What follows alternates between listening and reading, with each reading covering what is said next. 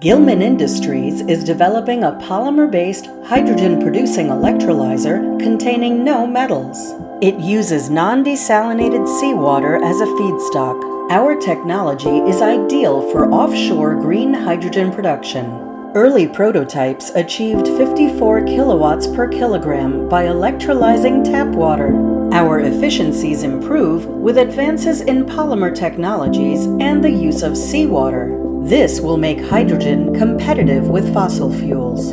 It is quick to assemble and can be scaled to produce several tons of hydrogen daily. Each unit has a duty cycle of more than 65,000 hours electrolyzing seawater and even longer with tap, ground, or waste treatment water.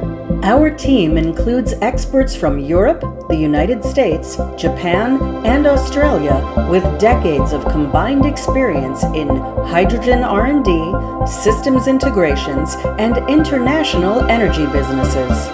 We have partners from industries such as oil and gas, offshore wind, green ammonia, cooking and heating, steel, transportation, shipping, and even hydrogen fuel cell aircraft.